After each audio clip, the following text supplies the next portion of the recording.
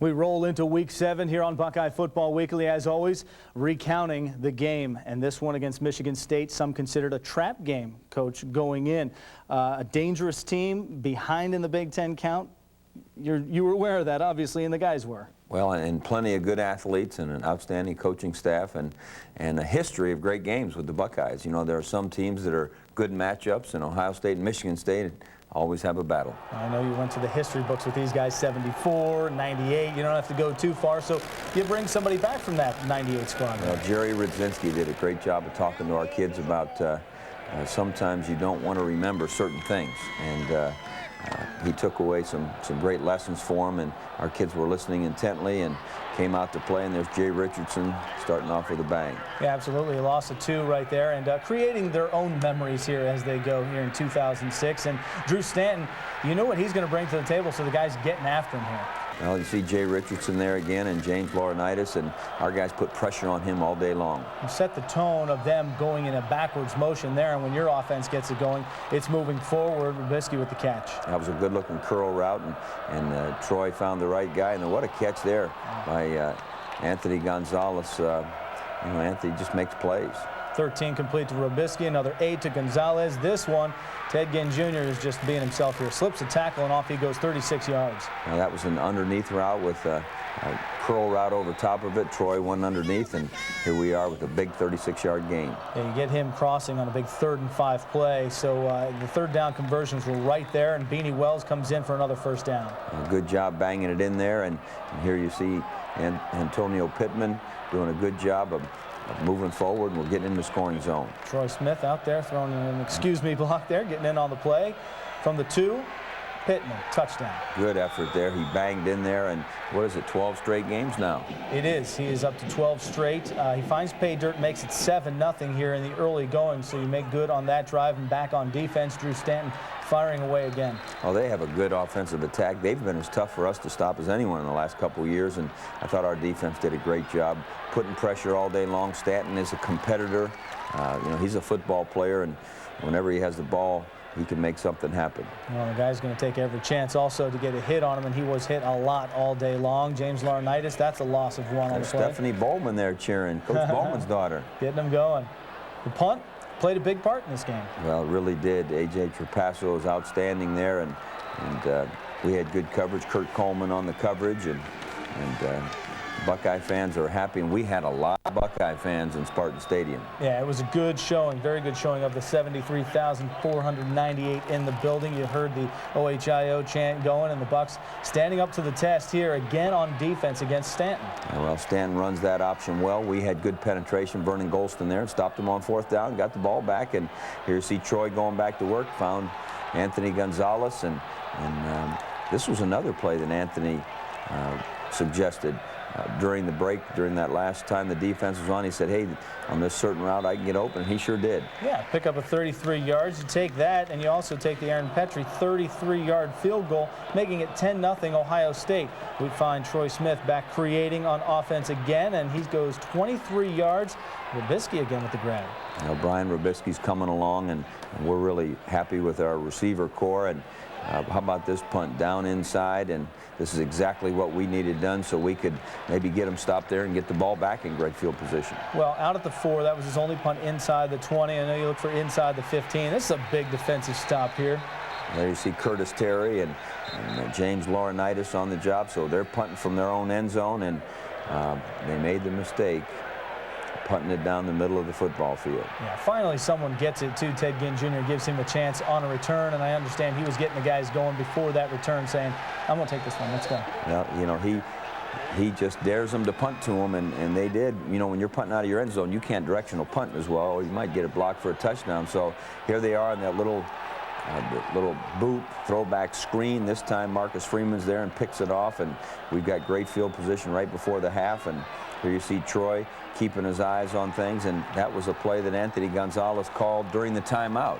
And I'm gonna have to get him on the payroll or something with all these suggestions he's having. Yeah, 24-0. How about that at the half? And you get him, as you said, that play he called. But he said that every time he's called that play or wanted that play, it hasn't been thrown to him. So there was a checking off, checking down for him. Well, there's no doubt. In fact, really, the first guy was the opposite receiver rubbing off, and he wasn't open. And Troy has great patience, keeps his eyes up the field. And that touchdown at the end of the half, I think, really made it tough on the home team there. 17-0 is one thing. 24 makes it really tough. How easy is it for you? I mean, obviously, Gonzalez is a Rhodes Scholar, so it's pretty easy to know he's smart. But to let those guys give you suggestions with the feel of the game because they're out there? Well, they're out there, you know, and they know the reactions that the secondary's having, and you know, there's no question about it. They study the game, and they always tell you why it's going to. They don't just pull a jelly bean out of the jar and say, hey, let's try this one. They say, hey, here's what they're doing. Why don't we run this route? And we listen. Marcus Freeman makes the pick on defense. So you get special teams, you get offense involved, defense. He jumps that route there like he's seen it before on film somewhere. Well, he's seen it before on film, and remember, they ran that play the first play of the game and gained about 25 on it, and it was called back with a little bit of a holding call. But our guys, the thing I like about them on defense is when they see something for the first time, they handle it, but they learn from it. Well, you know what they say, Coach, fool me once. We'll be back for second half highlights after this.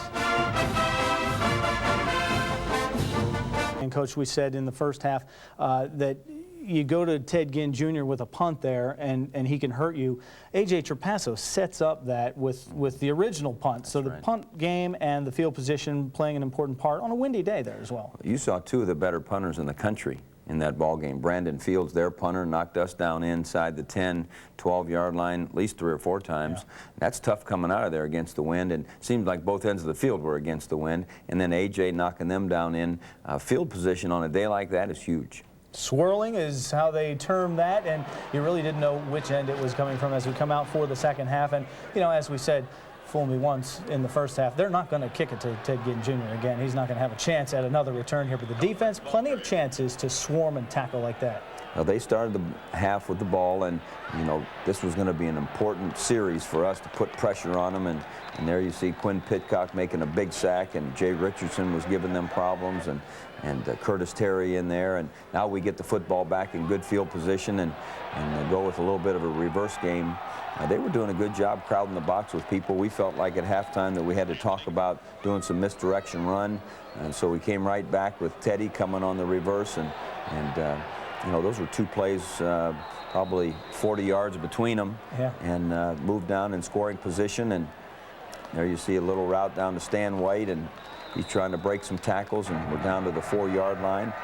And you see Troy here, and he keeps things alive, and he's amazing the way he can keep his eyes up the field, and he finds Brian Robiskie. And the receivers know one thing: if Troy's still got the ball in his hands, you better work to get open. Well, Brian Robiskie did not stop going at that point. There's Ellen Tressel on that. I see her on the right of Buckeye man. You know what?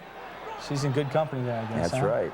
31-0 to count at that point, and you know, Drew Stanton's going to be back there firing. He left the game after getting knocked around a bunch of times. The defense relentless on him there, but you said it earlier in the week, these guys aren't going to quit, so neither are you. Joel Pittman doing a good job diagnosing. There's Mrs. Bowman, and so we've got all of our coach's family there, and Antonio Pittman coming out running hard, and he went out with a little bit of a turned ankle in the first quarter, got it taped up and came back, and I thought it looked good. And here you see a play action pass and good looking throw to Tony Gonzalez for a first down. Yeah, 14 yards on the pickup. That's a 3rd and 4 play there, and back on a 2nd and 8. You go back to the ground, and it's Beanie Wells with a pickup of 11. Good job. It was good getting the experience for both Chris Wells and Mo Wells to get some good, real tough carries in the heat of the game. And again, you can't say enough about our crowd that was at Spartan Stadium. Good stuff, and you can't say enough about 3rd down conversions here, because this is 3rd and 5, and again, a pickup of 12 here as Troy has lots of time. You have 10 for 16 on 3rd downs, which that gives you a chance to win. And here you see a little misdirection. Again, Troy showing good footwork, good touch on the football, and he finds Tony Gonzalez, and Tony does a good job after he catches the ball. Well, just kind of hiding over there on the sidelines, waiting for that ball to come in. 23 yards on the pickup, and Chris Wells. That was good to see him get in the end zone, hand the ball to the official, and celebrate with his buddies. And, you know, when you put that one in, that was pretty much shutting the door on him. Well, 38-0, and you really want that goose egg. I know the Silver Bullets over there on defense want to pitch that shutout there, so they're coming after him. Robert Rose in there. See Rob Rose and Lawrence Wilson, Larry Grant, those guys in there, you know, doing a great job. Again, Maurice Wells as the Bucks go back on offense. Justin Zwick getting some time, and lots of guys getting some time in this game late. Yeah, we did. It was good. The fourth quarter, a bunch of guys got to play a good bit of the fourth quarter. Mo Wells doing a good job running the football. Here's Beanie Wells running the football and, getting good experience against good, tough people in Big Ten football. And here you see Justin on a conversion route with a little blitz. He finds Brian Hartline, and those guys getting valuable experience. Yeah, 3rd and 7, just short of the first down pickup with 5 yards gained on that route.